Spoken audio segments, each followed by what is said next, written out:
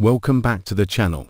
If you thought Beyond the Gates had already reached its limit of drama, then today, everything is about to get 10 times more ruthless, because in just one moment, Tomas throws the truth straight into Bill's face, and the name Val, suddenly appearing alongside Hayley's photo, turns Fairmont Crest into a battlefield with no bullets, but endless damage.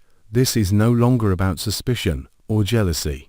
This is the kind of exposure that can destroy an entire life, triggering cold decisions, shattered trust, and a reaction from Bill powerful enough to make everyone tremble. So if you want to see how Hayley will survive when she's pushed into a corner, and whether Bill chooses forgiveness or total destruction, don't look away, because the most terrifying part is still waiting ahead. Tomas exposed Hayley's true identity in front of Bill, and that moment landed like a blade driven straight into an atmosphere already stretched thin between them. It wasn't a loud, theatrical reveal, and it wasn't a reckless accusation with no proof that people could dismiss as jealousy or drama. This was a dismantling carefully prepared, methodical, and so precise that even Bill couldn't treat it as impulsive or emotional. Tomas stood there with the cold certainty of someone who had already connected the pieces. And what made the situation truly terrifying wasn't simply that he spoke the secret out loud, but that he chose the exact right time, the exact right audience, the exact right setting when Bill was the only person with the power to make Hayley lose everything with a single decision. Bill didn't react immediately, because real shock sometimes makes no sound.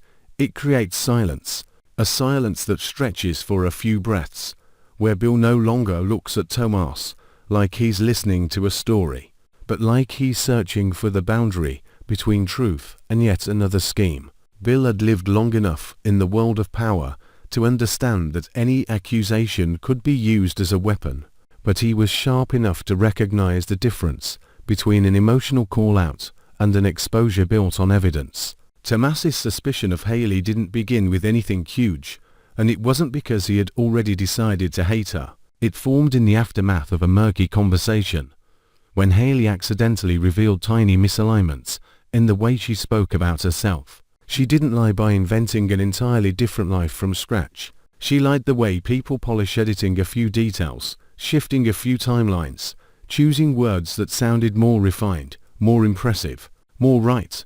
But Tomas wasn't someone easily fooled by surface gloss. He was used to hearing statements that sounded reasonable while lacking a foundation, used to watching people hide emptiness behind tone and confidence. And in that conversation, Hayley was far too skilled at dodging specific questions and far too comfortable when speaking in broad, vague terms. She talked about a period of studying abroad as if it was self-explanatory, yet couldn't name the class, the program, or even a clear time frame. She described her old job in flowery language, as if she'd been an executive or a high-level manager.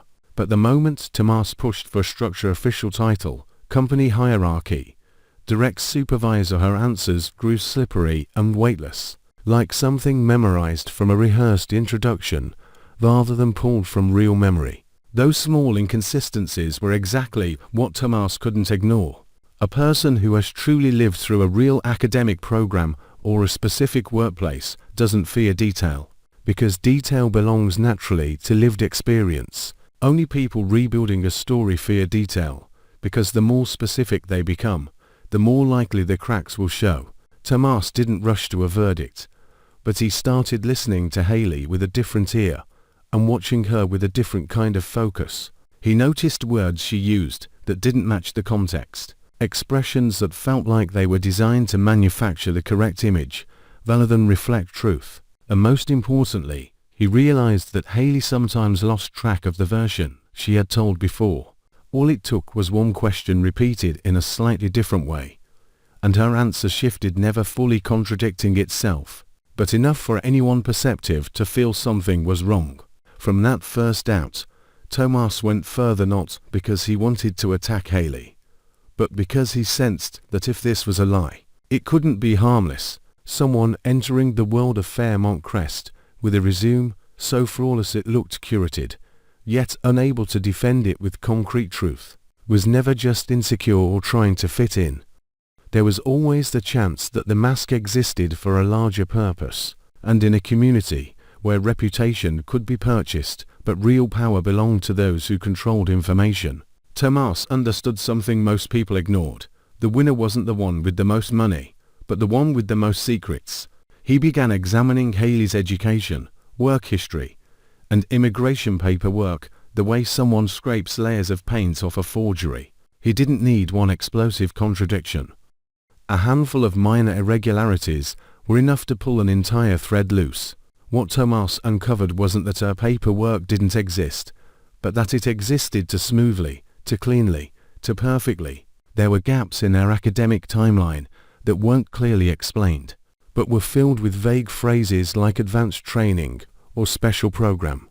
There were former workplaces that sounded credible on the surface, but once he cross-checked names, departments, addresses, and internal structures, the details didn't fully match what Hayley had claimed. And then there were small elements in her immigration trail that made Tomas feel a chill under his skin, not because the documents were clumsily fake, but because they looked like the work of someone who understood the system intimately. The best forged identity isn't the one that looks suspicious, it's the one that looks so legitimate, no one thinks to question it. The more Tomas looked, the clearer the pattern became. Hayley always knew how to create a version of herself that felt safe enough for other people to accept, but she never allowed anyone to touch the core of the story. She kept distance, kept a veil, and whenever someone reached for it, she redirected either with charm or emotion. But Tomas didn't let himself be steered. He saw calculation in the way she controlled information, and that control told him this wasn't just a case of someone hiding a messy past. This was someone living off an identity she could not afford to lose. And then the decisive moment happened, not behind closed doors, not in a private meeting where Tomas could slowly persuade Bill, but right in front of him, in a way that made denial almost impossible. The name Val surfaced, but the photograph attached to it was Hayley. That pairing hit with a different kind of shock, the shock of clarity, not the clarity of a shouted accusation, but the clarity of truth rising to the surface, no matter how hard someone tries to press it down. To Bill, the name Val might have meant nothing at first, but Val alongside Hayley's face was a question that carried its own indictment. If Hayley was Hayley, why was she appearing in Val's file? If Val was someone else, why did Val have Hayley's face? There was no explanation that was just enough to cover that kind of abnormality, while keeping Hayley perfectly innocent. Bill was forced into the choice he hated most, emotion versus evidence. He might not have wanted to believe Tomas, because believing Tomas meant admitting he'd been played, and Bill never wanted to be the man who got outmaneuvered. But he also couldn't dismiss what he was seeing. Bill didn't operate on trust alone, he operated on risk and benefit, and in that moment, he understood that the biggest danger wasn't simply that Hayley had lied, it was that he would become the protector of her lie if he chose to ignore it. That kind of blindness could destroy his credibility, his authority, and the image he'd built. Bill's silence wasn't just shock, it was calculation. He was weighing whether trusting Tomas would protect himself, or defending Hayley would protect what he believed he still owned. Tomas didn't need to raise his voice to force Bill into agreement. He only had to put everything on the table and let Bill look. That was Tomas's cruel intelligence. He didn't turn this into an argument. He turned it into a confrontation where Hayley couldn't escape through emotion. He didn't attack her with insults or rush to humiliate her with premature conclusions. He simply asked the right questions at the right time and forced Hayley to choose between the truth or yet another layer of deception. Each question tightened like a clamp, every answer made the air thinner. Hayley could try to stay calm, try to keep smiling, but there would be something no one could hide in her eyes, the smallest flicker of panic. The moment she realized Bill was looking at her like a man who had just been betrayed, not like someone ready to shield her. Hayley stood in front of the documents, the way someone stands in front of a version of herself she can no longer control. If she explained too quickly, too smoothly, Bill would suspect it was a script prepared in advance. If she stumbled, Bill would see guilt. If she attacked Tomas, Bill would read it as deflection. If she cried, Bill would wonder whether the tears were at all. She was trapped in the kind of situation where every reaction could become evidence against her. And that was when she understood Tomas's real goal. Not just exposing the truth, but making sure Bill could no longer pretend he didn't know. The most frightening part was how the shift in power happened without anyone shouting. Hayley had entered this world with the confidence of someone who believed she could control the narrative, that if she was clever enough, smooth enough, and skilled enough at finding people's weaknesses, she would survive anything. But standing between Bill and Tomas, she suddenly became the one being observed, judged, interrogated. Bill didn't need to explode to prove he was hurt. He only had to fall silent and look at Hayley as if she were a mistake, and that cut deeper than any slap. Tomas didn't need brute force either. He won through precision, pulling Bill out of emotion and dragging him into the hard territory of reality.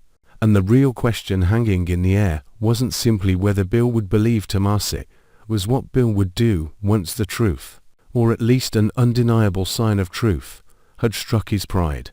Bill could react like a man humiliated, like someone furious at being played, eager to punish immediately, or he could react like a man who had spent his whole life controlling outcomes, steady voice, frozen expression, and a memory that never forgives. The danger was that the calmer Bill looked, the deeper his rage went. He might not erupt in that moment, but every decision afterward could carry the scent of coldness, of cutting away, of a man who once believed and now only wants to reclaim what he thinks was taken from him.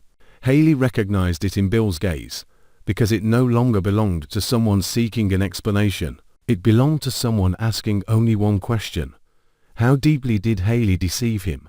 And how much power had he given her that he never should have? If Bill chose Tomas, Hayley wouldn't just lose a relationship or her place, she would lose the foundation that allowed her to exist in this community at all. If Bill chose not to believe Tomas, it wouldn't mean he trusted Hayley completely.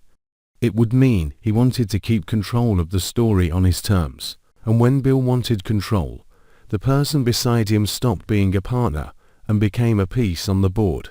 Tomas had done the one thing Hayley feared most. He didn't simply reveal a secret, he made the truth irreversible. Bill could respond gently or ruthlessly, but from the moment Val's name appeared with Hayley's face, everything had changed. Hayley could no longer live comfortably inside the identity she had built, because once suspicion is planted in Bill's mind, it doesn't die, it grows. Day by day, it turns every word Hayley speaks into a question mark, every gesture into strategy. Hayley could fight to explain, to twist, to salvage something.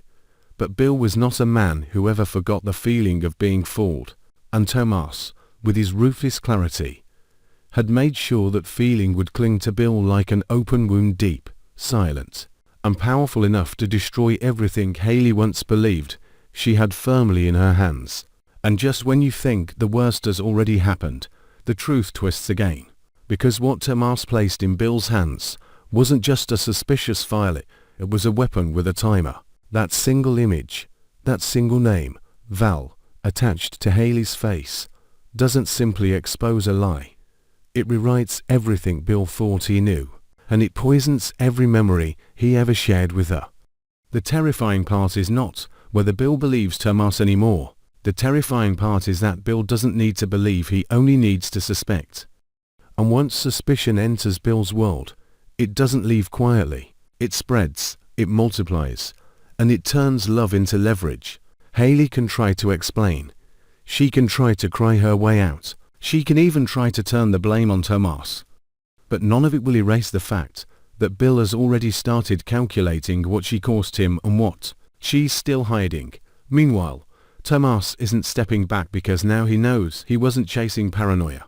He was chasing a carefully engineered identity. And the next piece of evidence is closer than anyone realizes. The question is, will Bill destroy Hayley the moment he confirms the truth? Or will he keep her close just long enough to use her secrets for something even darker? And if Hayley is truly Val, then who is the real Hayley? And where did she go? Next time, Fairmont Crest doesn't just crack under pressure, it explodes, and someone's entire life may vanish overnight.